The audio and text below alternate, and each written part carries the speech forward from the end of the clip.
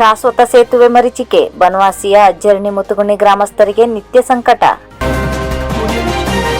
ಕಳೆದ ಕೆಲ ವರ್ಷಗಳಿಂದ ವರ್ಧಾ ನದಿ ಪ್ರವಾಹ ಬಂದ ಸಂದರ್ಭದಲ್ಲಿ ಸಂಪರ್ಕ ಕಳೆದುಕೊಳ್ಳುವ ಬನವಾಸಿಯ ಅಜ್ಜರಣಿ ಮುತುಗುಣಿ ಗ್ರಾಮಸ್ಥರಿಗೆ ಶಾಶ್ವತ ಸೇತುವೆ ಮರೀಚಿಕೆಯಾಗಿದೆ.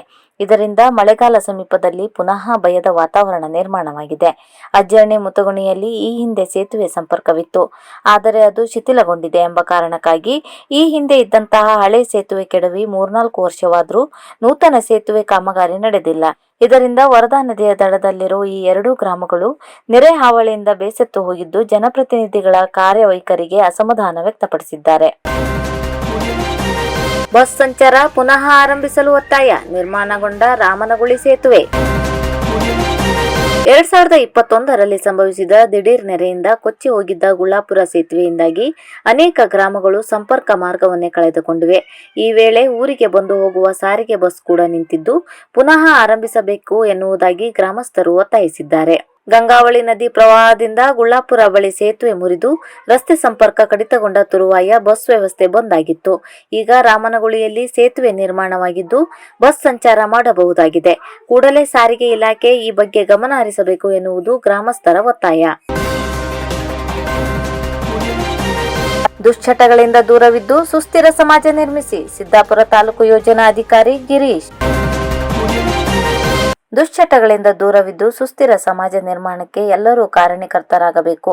ತಂಬಾಕಿನಿಂದಾಗುತ್ತಿರುವ ದುಷ್ಪರಿಣಾಮದ ಕುರಿತು ಅರಿವು ಮೂಡಿಸುವ ಕಾರ್ಯಕ್ರಮವನ್ನು ಧರ್ಮಸ್ಥಳ ಗ್ರಾಮಾಭಿವೃದ್ಧಿ ಯೋಜನೆ ನಿರಂತರವಾಗಿ ನಡೆಸುತ್ತಿದೆ ಎಂದು ಧರ್ಮಸ್ಥಳ ಗ್ರಾಮಾಭಿವೃದ್ಧಿ ಯೋಜನೆಯ ತಾಲೂಕು ಯೋಜನಾಧಿಕಾರಿ ಗಿರೀಶ್ ಹೇಳಿದರು. ತಾಲೂಕಿನ ಕೌಲ್ಕೊಪ್ಪ ಸಿದ್ಧಿವಿನಾಯಕ ದೇವಾಲಯದ ಸಭಾಂಗಣದಲ್ಲಿ ಧರ್ಮಸ್ಥಳ ಗ್ರಾಮಾಭಿವೃದ್ಧಿ ಯೋಜನೆ, ಜಿಲ್ಲಾ ಜನಜಾಗೃತಿ ವೇದಿಕೆ ಹಾಗೂ ಸ್ಥಳೀಯ ಪ್ರಗತಿ ಬಂಧು ಮತ್ತು ಸ್ವಸಹಾಯ ಸಂಘಗಳ ಆಶ್ರಯದಲ್ಲಿ ಆಯೋಜಿಸಲಾಗಿದ್ದ ವಿಶ್ವ ತಂಬಾಕು ವಿರೋಧಿ ದಿನಾಚರಣೆ ಕಾರ್ಯಕ್ರಮ ಉದ್ಘಾಟಿಸಿ ಮಾತನಾಡಿದರು. ಸಂಪನ್ಮೂಲ ವ್ಯಕ್ತಿಗಳಾಗಿ ಆಗಮಿಸಿದ ಬಿದ್ರಖಾನ್ ಪ್ರೌಢಶಾಲೆಯ ಮುಖ್ಯಾಧ್ಯಾಪಕ ಎಸ್ ಪಮಾರ್ ಮಾತನಾಡಿ, ತಂಬಾಕು ಸೇವನೆಯಿಂದ ನಿತ್ಯ ಮರಣ ಹೊಂದುವವರ ಸಂಖ್ಯೆ ಹೆಚ್ಚುತ್ತಿದೆ. ತಂಬಾಕು ಸೇವನೆ ಕುಟುಂಬದ, ಸಮಾಜದ ಅಭಿವೃದ್ಧಿಗೆ ಮಾರಕವಾದದ್ದು. ಮಹಿಳೆಯರು ಹೆಚ್ಚು ಜಾಗೃತರಾಗಿರುವುದರಿಂದ ಜತೆಗೆ ತಮ್ಮ ಮಕ್ಕಳಿಗೆ ತಂಬಾಕು ಸೇವೆಯಿಂದ ದೂರ ಇರುವಂತೆ ನೋಡಿಕೊಳ್ಳಬೇಕು. ಕುಟುಂಬದ ಹಾಗೂ ಸಮಾಜದ ಅಭಿವೃದ್ಧಿಗೆ ಉತ್ತಮ ಆರೋಗ್ಯ ಮುಖ್ಯ ಎಂದು ಹೇಳಿದರು. ಜಿಲ್ಲಾ ಜನಜಾಗೃತಿ ವೇದಿಕೆ ಸದಸ್ಯ ಹಾಗೂ ತಾಲೂಕು ಪತ್ರಕರ್ತ ಸಂಘದ ಕಾರ್ಯದರ್ಶಿ ರಮೇಶ್ ಹಾಸಿನ್ಮನೆ ಮಾತನಾಡಿ, ಜಿಲ್ಲಾ ಜನಜಾಗೃತಿ ವೇದಿಕೆ ಸದಸ್ಯ ಹಾಗೂ ತಾಲೂಕು ಪತ್ರಕರ್ತರ ಸಂಘದ ಕಾರ್ಯದರ್ಶಿ ರಮೇಶ್ ಹಾರ್ಸಿಮನೆ ಮಾತನಾಡಿದರು. ಒಕ್ಕೂಟದ ಅಧ್ಯಕ್ಷ ಮಂಜುನಾಥ್ ನಾಯ್ಕ್ ಅಧ್ಯಕ್ಷತೆ ವಹಿಸಿದರು. ಶೌರ್ಯ ತಂಡದ ಪದಾಧಿಕಾರಿಗಳು ಹಾಗೂ ಒಕ್ಕೂಟದ ಪದಾಧಿಕಾರಿಗಳು ಉಪಸ್ಥಿತರಿದ್ದರು. ಮೇಲ್ವಿಚಾರಕ ಪ್ರದೀಪ್ ಸ್ವಾಗತಿಸಿದರು. ಸಮನ್ವಯ ಅಧಿಕಾರಿ ಲಲಿತಾ ವಂದಿಸಿದರು. ಸೇವಾ ಪ್ರತಿನಿಧಿ ನೇತ್ರಾವತಿ ಕಾರ್ಯಕ್ರಮ ನಿರ್ವಹಿಸಿದರು. ಲಯನ್ಸ್ ಮಲ್ಟಿಪಲ್ ಡಿಸ್ಟ್ರಿಕ್ಟ್ ಪ್ರಶಸ್ತಿ ಪ್ರದಾನ. ಇತ್ತೀಚೆಗೆ ಬೆಂಗಳೂರಿನಲ್ಲಿ ನಡೆದ 15ನೇ ವಾರ್ಷಿಕ ಮಲ್ಟಿಪಲ್ ಡಿಸ್ಟ್ರಿಕ್ಟ್ ರಾಜ್ಯ ಮಟ್ಟದ ಸಮಾವೇಶದಲ್ಲಿ 2022-23ನೇ ಸಾಲಿನ ಅತ್ಯುತ್ತಮ ಕಾರ್ಯನಿರ್ವಹಣೆಗಾಗಿ ಉತ್ತರ ಕನ್ನಡ ಜಿಲ್ಲೆಯ ರೀಜನ್ ಮಲ್ಟಿಪಲ್ ಡಿಸ್ಟ್ರಿಕ್ಟ್ ಪ್ರಶಸ್ತಿಯನ್ನು ಬಾಚಿಕೊಂಡಿದೆ.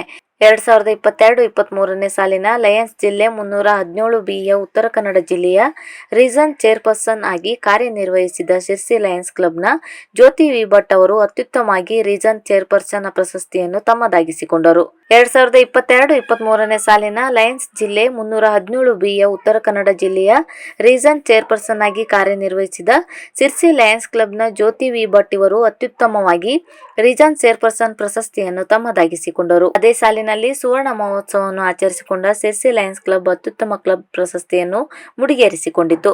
2022-23ನೇ ಸಾಲಿನ ಪದಾಧಿಕಾರಿಗಳಾದ ತ್ರಿವಿಕ್ರಮ್ ಪಟವರ್ಧನ್, ರಮಾ ಪಟವರ್ಧನ್, ರಾಜ್ಯಲಕ್ಷ್ಮಿ ಹೆಗಡೆ ಪ್ರಶಸ್ತಿ ಸ್ವೀಕರಿಸಿದರು. ಅತ್ಯುತ್ತಮ ಜಿಲ್ಲಾ ವಾರ್ತಾಪತ್ರ ಸಂಪಾದಕ ಪ್ರಶಸ್ತಿಯು ಶಿರ್ಸಿ ಲಯನ್ಸ್ ಕ್ಲಬ್ನ ಗುರುರಾಜ್ ಹೊನ್ನಾವರ್ ಇವರಿಗೆ ಸಂದಿದೆ. ಅತ್ಯುತ್ತಮ ವಲಯ ಅಧ್ಯಕ್ಷತೆ ಪ್ರಶಸ್ತಿಯನ್ನು ಕಾರವಾರ ಲಯನ್ಸ್ ಕ್ಲಬ್ನ ಐಶ್ವರ್ಯ ಮಾಸೂರ್ಕರ್ ಪಡೆದುಕೊಂಡರು. ಅತ್ಯುತ್ತಮ ಕಾರ್ಯದರ್ಶಿ ಪ್ರಶಸ್ತಿಯನ್ನು ಹೊನ್ನಾವರ ಲಯನ್ಸ್ ಕ್ಲಬ್ನ ರಾಜೇಶ್ ಸಾಲೆ ಹಿತ್ತಲ್ ಇವರಿಗೆ ನೀಡಲಾಯಿತು.